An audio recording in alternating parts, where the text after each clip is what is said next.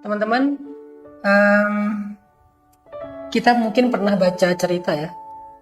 Suatu hari Ali bin Abi Thalib itu merasa kasihan melihat istri beliau yaitu Sayyidah Fatimah, putri Rasulullah SAW, setiap hari lelah dan repot sekali untuk mengerjakan pekerjaan rumah. Sayyidah Fatimah itu, kata Ali, setiap hari mengambil air sendiri, menggiling gandum sendiri, membersihkan rumah sendiri, mengurus anak-anak sendiri. Dan dulu mengambil air itu berbeda dengan zaman sekarang. Kalau sekarang kan ngambil air cuma tinggal buka keran, cuma tinggal pencet. Kalau dulu tuh ngambil air benar-benar pergi ke sumur yang jauh, kemudian membawa air yang berat ke rumahnya sendiri, dan itu bolak-balik beberapa kali dalam sehari. Begitu juga dengan menggiling gandum. Dulu tuh nggak pakai blender. Dulu giling gandum itu pakai batu ya. Batu penggilingan yang manual. Dan itu sampai membuat tangan Sayyidah Fatimah itu luka. Begitu juga ketika mengangkat air sampai badan Sayyidah Fatimah itu kurus. Gitu juga ketika membersihkan rumah, seluruh baju-bajunya Sayyidah Fatimah itu kotor. Melihat kondisi Sayyidah Fatimah yang sangat kerepotan mengurus rumah, sedangkan Ali nggak bisa banyak bantu karena juga banyak amanah dakwah di luar sana.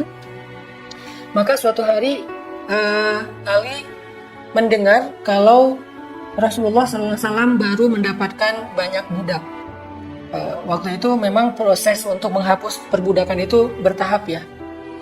Nah, di Masjid Nabawi itu banyak kedatangan budak-budak yang ingin berkhidmat kepada Nabi. Jadi bukan budak yang diperjualbelikan, tetapi budak yang ingin membantu Nabi di Masjid Nabawi. Karena mereka dulunya sebelum Islam budak, setelah masuk Islam mereka pengen, kalau dulu mereka kerja kepada tuannya, sekarang mereka kerja kepada Nabi walaupun nggak dibayar, tapi perlakuan Nabi jauh lebih baik daripada tuannya. Dan mereka ingin memuliakan diri mereka dengan cara berkhidmat kepada Nabi, menolong Nabi, dan seterusnya. Mendengar berita bahwa di Masjid Nabawi ada banyak sekali budak yang datang untuk membantu kebutuhan-kebutuhan Nabi dan kaum muslimin di Masjid Nabawi. Akhirnya Ali bilang kepada Fatimah, "Wahai Fatimah, di Masjid Nabawi lagi banyak budak dan Nabi sepertinya pasti kelebihan pembantu. Coba kamu pergi ke rumah Nabi dan meminta satu orang pembantu itu untuk bisa membantu kamu di rumah." Maka kemudian Fatimah pun pergi ke masjid, pergi ke rumah Nabi. Pas sampai di rumah Nabi, dari luar Fatimah ngelihat rumah Nabi itu lagi banyak tamu. Jadi banyak sekali orang di rumah Nabi, karena emang Nabi ini sering menerima tamu untuk dakwah, untuk curhat, untuk belajar, untuk dengar Al-Quran dan seterusnya. Sehingga Fatimah dari luar ngelihat rumah Nabi itu lagi banyak tamu. Karena di rumah Nabi lagi banyak tamu, maka kemudian ini masih jalan ya? Masih jalan. Karena ngelihat banyak tamu, akhirnya Fatimah ngerasa nggak enak hati, malu gitu, mau mengganggu Nabi. Maka Fatimah berdiri di luar pintu ngelihat ke dalam, oh banyak tamu. Akhirnya Fatimah pulang lagi ke rumah. Saat Fatimah ada di luar pintu, di luar rumah, Nabi itu sebetulnya ngelihat, wah ada Sayyidah Fatimah, ada anakku Fatimah. Cuman karena banyak tamu, Fatimah pulang lagi, dan Nabi ngerasa nggak enak hati. Karena Nabi ini sayang banget sama Fatimah. Maka besoknya Nabi datang ke rumah Ali, datang ke rumah Fatimah. Tok tok tok, assalamualaikum, waalaikumsalam. Masuklah Nabi ke rumah Fatimah. Kemudian Nabi bertanya, wahai Ali, wahai Fatimah, kenapa kemarin Fatimah ke rumah? Ada apa gitu? Kemudian Fatimah diam aja, malu, nggak mau menceritakan. Kata Nabi, wahai Fatimah, ngomonglah ada apa gitu. Kata Ali, ya Rasulullah, Fatimah sebetulnya malu untuk menyampaikan ini dan merasa nggak enak hati. Fatimah merasa takut mengganggu kebutuhan Rasulullah SAW. Memangnya kenapa, kata Nabi? Kata Ali, saya kasihan ngelihat Fatimah setiap hari capek, setiap hari repot, setiap hari lelah, dan saya takut dia sakit, saya takut dia nggak nyaman, saya takut dia tertekan. Karena setiap hari Fatimah itu mengurus rumah, mulai dari menggiling gandum, kemudian mengangkat air, kemudian membersihkan rumah, mengurus anak-anak, membantu fakir miskin. Bukan hanya di dalam rumah, tapi juga ke tetangga. Fatimah suka membantu orang. Sehingga saya ngerasa Fatimah ini kalau ngurus segala sesuatu sendiri nanti kasihan. Dia jadi sakit, dia jadi lelah, dan seterusnya. Sehingga akhirnya saya meminta Fatimah untuk datang kepada engkau ya Rasul meminta satu orang budak agar bisa membantunya di rumah, karena aku mendengar lagi banyak budak di Masjid Nabawi. Mendengar curhat dari Ali tentang istrinya, maka Nabi SAW tersenyum dan kemudian bilang ke Fatimah, wahai Fatimah, mau nggak ayah berikan sesuatu yang lebih baik daripada pembantu? Mau nggak ayah berikan sesuatu yang lebih baik daripada pembantu? Ali dan Fatimah langsung penasaran. Kata Fatimah, apa itu wahai ayah yang lebih baik daripada pembantu? Kalau kita sekarang, kalau saya sebagai ayah, mungkin kalau anak saya perempuan udah nikah, saya ngelihat dia susah hidupnya, dia repot di rumahnya, suaminya juga sibuk dengan dakwah, pasti saya akan bilang, nak, kamu ayah beliin mesin cuci ya, nak, kamu ayah beliin dispenser ya, ayah beliin blender ya, ayah beliin apa misalnya kompor yang bagus, yang matic dan seterusnya. Ayah cariin pembantu ya, nanti biar ayah yang gajiin pembantu. Kalau saya sebagai ayah, pasti saya akan menawarkan itu. Dan Fatimah ketika ditanya oleh Nabi, maukah engkau aku berikan sesuatu yang lebih baik daripada pembantu? Fatimah semangat, antusias, penasaran. Apa kira-kira yang lebih baik daripada pembantu? Apakah kompor gas? Apakah mesin cuci? Apakah kulkas? Apakah dispenser? Apakah blender? Apakah seorang yang mungkin lebih ahli daripada seorang pembantu? Ternyata tahu nggak jawaban Nabi apa? Kata Nabi, bertakwalah kamu kepada Allah, kemudian setiap kali kamu mau tidur, bacalah subhanallah 33 kali, alhamdulillah 33 kali, Allahu Akbar 34 kali, maka sesungguhnya itu lebih baik daripada pembantu. Itu lebih baik daripada pembantu. Sehingga akhirnya Sayyidah Fatimah mendengar nasihat dari Nabi tentang bertakwa kepada Allah, kemudian membaca subhanallah 33 kali, alhamdulillah 33 kali, Allahu Akbar 34 kali, dan kata Nabi itu lebih baik daripada pembantu. Seketika Fatimah mengatakan, saya ridho dengan keputusan Allah dan Rasulnya.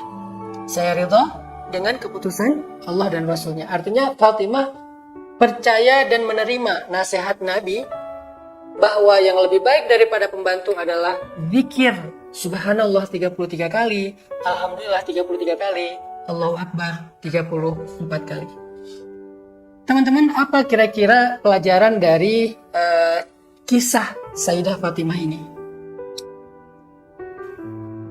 Akhir-akhir ini kita banyak sekali mendengar orang yang tertekan ya secara mental. Ada yang tingkat yang paling ringannya mungkin stres. Tapi stres ini kalau dibiarin bisa sampai ke level depresi, dan depresi biasanya sampai berujung dengan bunuh diri, nauzubillahi min dzalik. Dan ketika saya coba baca-baca beberapa berita tentang data orang yang mengalami stres atau tertekan terutama di kota-kota besar, tapi juga sekarang udah menyebar ya, bukan hanya kota-kota besar tapi juga di pedesaan. Orang yang stres itu rata-rata ya karena dia mengalami semacam perubahan-perubahan yang cukup signifikan dan ekstrim dalam kesehariannya. Misalnya yang tadinya punya pembantu, tiba-tiba pembantunya pulang, tiba-tiba pembantunya berhenti, tiba-tiba pembantunya pindah kerjaan. Akhirnya kita sebagai seorang ibu rumah tangga stres untuk mikirin masak, mikirin nyuci, mikirin ngurus anak, mikirin bersih-bersih rumah. Itu bisa bikin stres. Atau orang yang kerja, misalnya tadinya dia kerja dengan atasan yang cukup memberikan ruang buat dia untuk ekspresi, untuk improve, tiba-tiba atasannya galak, strict, dan cukup kaku misalnya, sehingga dia jadi stres. Atau mungkin bukan atasannya, tapi lebih ke teman kerjanya yang bikin dia ngerasa nggak nyaman, akhirnya stres. Atau kita pulang kerja, tiba-tiba macet, dan itu kita biasanya nggak semacet itu, tapi tiba-tiba macet banget, akhirnya stres. Gitu juga kemarin kejadian yang seorang ayah membunuh putrinya, menyakiti istrinya sampai menyiksa istrinya sampai koma. Itu kan salah satu di antara contoh-contoh orang yang mengalami tekanan sampai membuat dia secara mental itu mengalami stres. Nah, mungkin ini relate ya dengan kisah Fatimah, karena apa yang dialami oleh Fatimah itu adalah sesuatu yang cukup membebaninya dalam keseharian.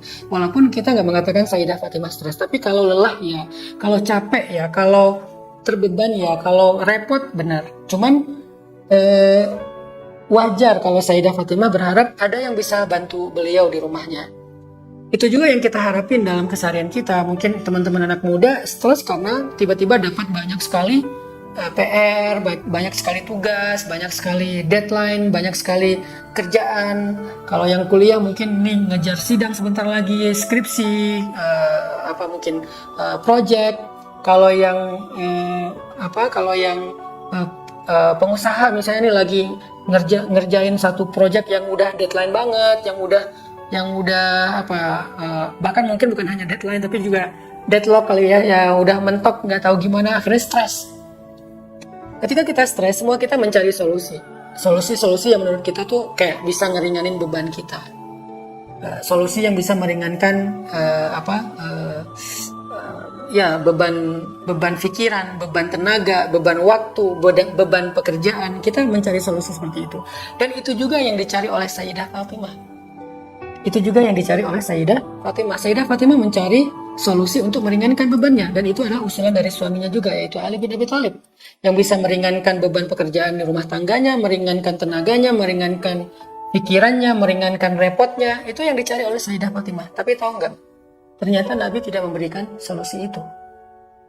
Justru yang diberikan oleh Nabi itu adalah solusi lain yang nggak pernah terduga oleh kita. Ketika kita stres dengan pembantu yang pulang, ketika kita stres dengan pekerjaan yang numpuk dan semuanya juga lagi kejar deadline, ketika kita stres dengan tugas-tugas kuliah dan tugas-tugas sekolah yang banyak, ketika kita stres dengan networking kita atau dengan pertemanan kita, sosial kita misalnya, ketika kita stres dengan perilaku pasangan kita berpikir solusi apa yang bisa meringankan saya. Ternyata teman-teman, solusi yang diberikan Nabi itu adalah zikrullah, zikir.